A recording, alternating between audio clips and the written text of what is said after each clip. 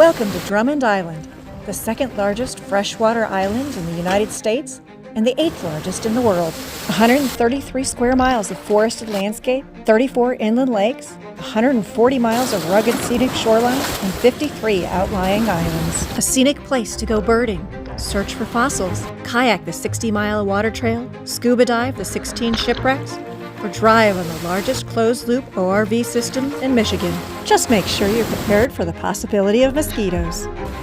If you've watched any of our previous overlanding videos, you'll know that I'm never the one driving off-road. Because unless you count driving a Toyota Corolla on roads in Colorado and Utah that car has no business driving on, I have no off-roading experience at all.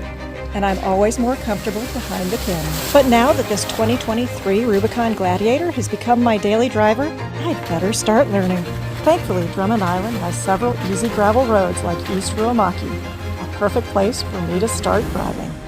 From there, we headed north to the alvar grassland of Maxton Plains Preserve, where the roads are smooth and the birds are plentiful. Unfortunately, when we were there weren't quite enough birds to keep the mosquitoes at bay. Our first destination for the day were the fossil ledges out at the end of the East Poe Point Road, which is a relatively easy track. But because every new off-road driver could use a little challenge, we soon diverted onto this level 4 trail that Onyx calls the Fossil Ledges Loop.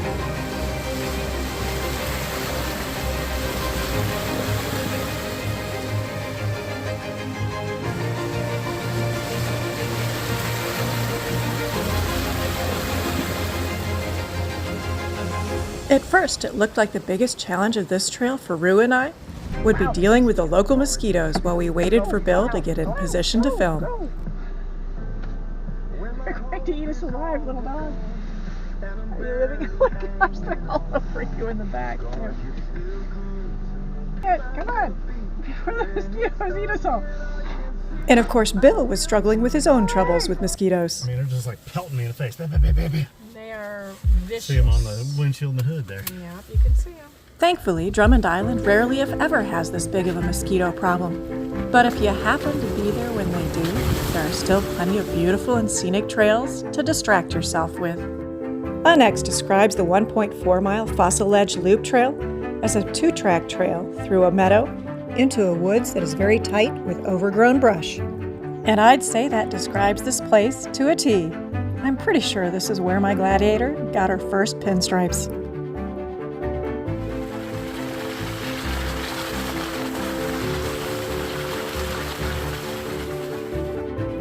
By now you've probably noticed that we're trying out some new action cameras, but they're definitely not a GoPro or an Osmo Action. Well, here's hoping I can find some better settings for them next time.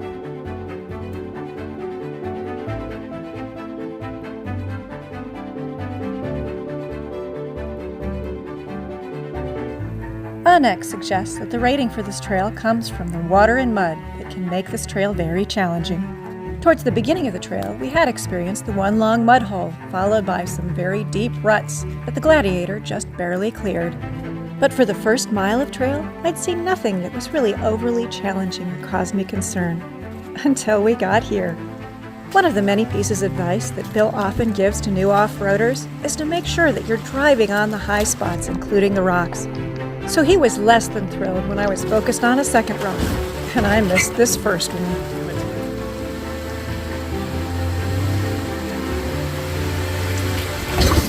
Another piece of advice that he gave to me is to make sure when you get to these technical spots that you have it in 4-low.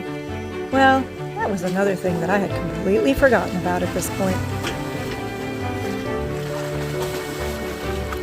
Bill's next piece of advice had nothing to do with off-roading, but I probably would have come home with a lot fewer mosquito bites if I'd followed it.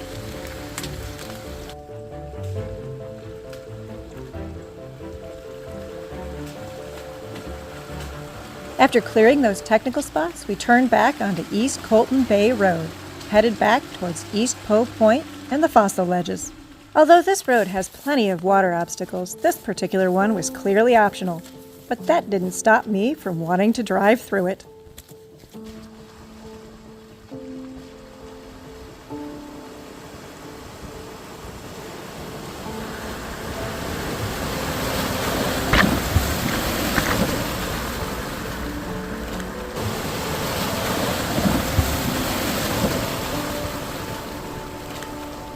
The distance between the Maxton Plains interpretive signs and the Fossil Ledge Beach is a little less than 6 miles. And as long as you stay on the main road and you don't take that alternative track like we did, this is a fairly easy track. And the road has a nice solid rock bottom the entire way along. But the track is also very well known for its long, deep stretches of water and mud hole.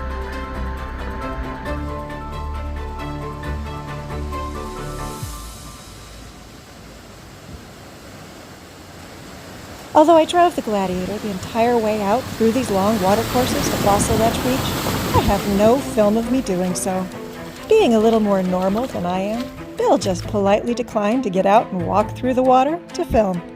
So hopefully you won't mind that I'm using footage from the way back so I can show you exactly what the conditions on this trail look like.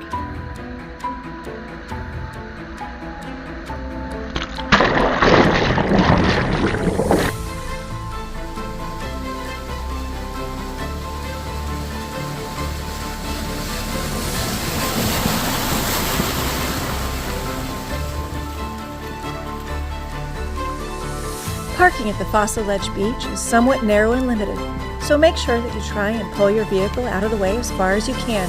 Many of the ledges along this beach are made from the fossilized remains of a saltwater coral bed. Some sources have suggested that to find the best fossils in the area, you needed to get into the water and search. When we were here, it was a little too cold to do that. Not to mention that the lake bed drops off abruptly 69 feet soon after the shoreline. Besides, there are so many fossils along these ledges, you don't really need to get into the water at all.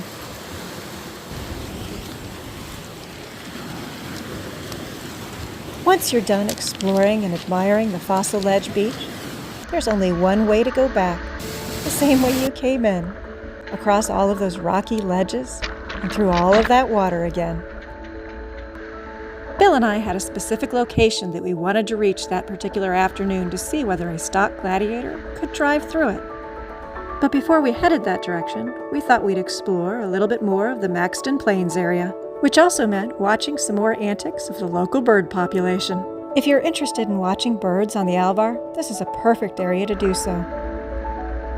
Annex included South Fields Road and East Bruce Point Road as tracks that we could possibly drive on. But what we found on these roads was simply the most mosquito-infested area on the entire island. So if you're interested in spending more time in the Alvar region, these tracks are just not the place for you. After leaving the Alvar behind, we traveled down to Nevenen's Road. This particular road is part of the ORV system, but it's a very easy track and just has a little bit of rock and a little bit of water. This trail is a good and easy introduction to the type of obstacles that you're likely to find on some of the more laid-back trails in the area.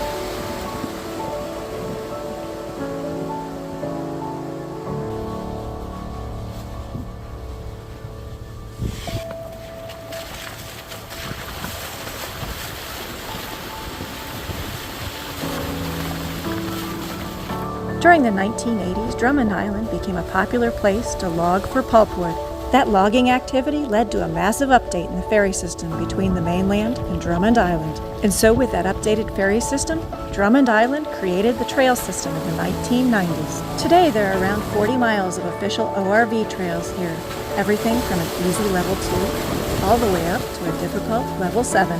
The island also has plenty of other scenic gravel and dirt roads that are not part of the official system. 40 miles of ORV trails doesn't sound like all that much, but the variety and the scenic nature of these trails is such that people come from all over to off-road here. One particular event held every year, Jeep the Mac, usually attracts between 600 and 700 Jeeps. In 2019, Drummond Island was also the home to the first ever Winter Jeep Jamboree. The 60 slots available for that jamboree sold out in 22 minutes.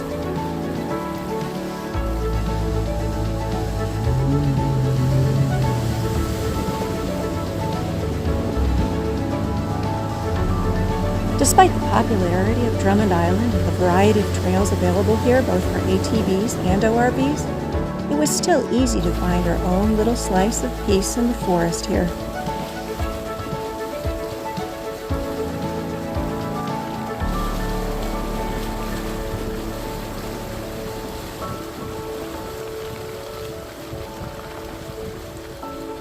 By this time, I'd gotten pretty comfortable driving through these long sections of mud hole and over rocks behind the wheel of that Gladiator, and Bill was getting pretty comfortable getting out and filming as I drove. But I knew that that wasn't going to last forever, because I knew exactly where we were headed next, where this particular easy trail would intersect with something a bit more challenging, a place that needed someone just a little bit crazy to film it well. So the question is, can your everyday, average, ordinary, stock Rubicon Gladiator make it through this? And because I'm ridiculous, I brought my waders so I can try and figure out how deep it is. So we're going to walk through here and see what it looks like.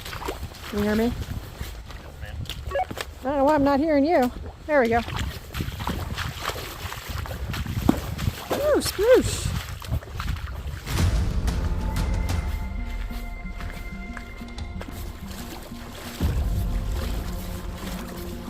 Before I started walking into this fairly deep water, Bill had one last piece of advice for me. You see, I'd never worn waders before, and he wanted to remind me that if I fell in the water, the best thing I could do was to get them off me as quickly as possible, because otherwise, they would fill up with water and hold me down. I guess that was just one last cheerful and uplifting thought for me to carry along with me into the unknown depth of this dark chocolate water. And in case anybody ever had a question about whether there are lots of large rocks and boulders of various sizes under Connor's Hole, the answer is a resounding yes. Whenever you want to go.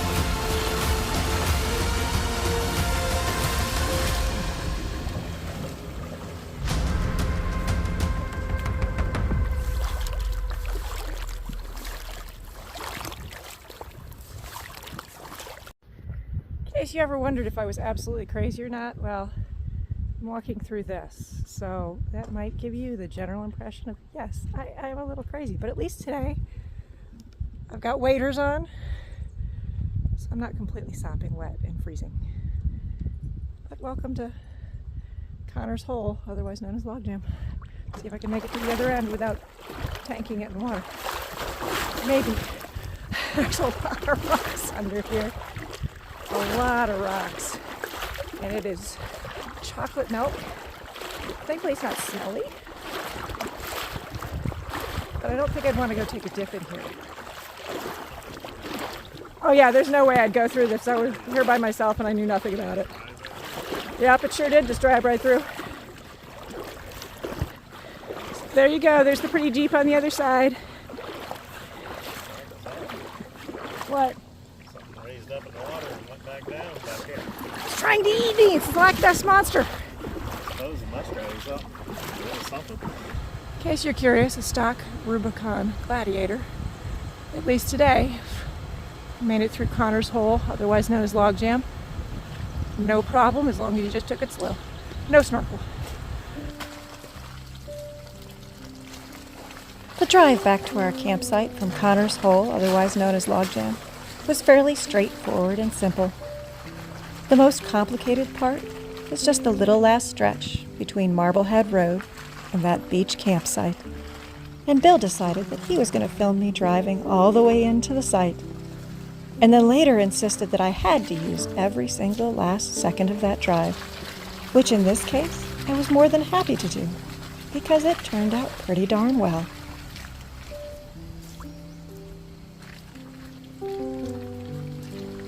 The island had experienced a little bit of rain on and off all morning, and when we got back to the campsite it was still a little bit overcast.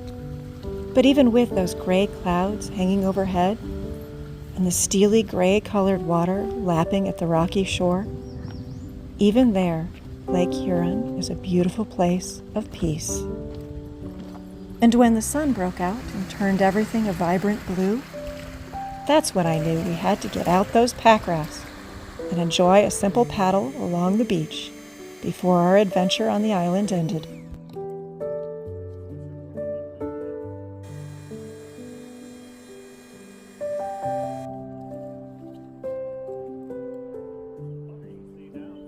I have to admit that I'm still a lot more comfortable sitting in a pack raft or a kayak and paddling around than driving an off-road trail. But it's likely only because of my familiarity with that. I know exactly what to do when I'm not paddling quite in the right direction or I'm getting sucked into a rapid. But if I'm driving anything other than an easy Forest Service road and I come across an obstacle, I just don't yet have the familiarity to know how to respond to it yet. But as with everything in life, the only way to improve is through more practice and more experience. So despite any apprehension I may have about driving those harder obstacles, I'm still looking forward to driving my next off-road trail. But in the meantime, I'm just going to sit here and enjoy this sunset. And if you're hoping for a few more of those awesome Drummond Island trails, make sure to come back next time, because we've got almost another full day of trails before we have to catch that ferry home. And I'm not talking about just doing easy trails. Tomorrow, we're going to take on some level 5 trails. Trails like the Walker Trail, Moose Nemesis, and Halfrish Hill.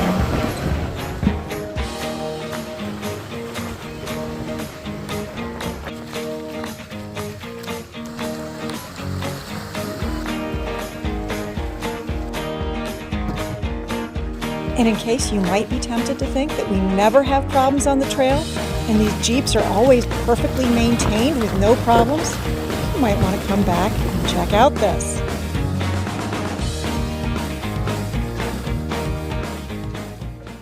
Got it jacked up. Okay. Oh my goodness gracious. How could we not have felt that? I don't know how we didn't feel that sooner Until we either. start going fast. Thanks for watching, and in the meantime, go out and find your own adventure.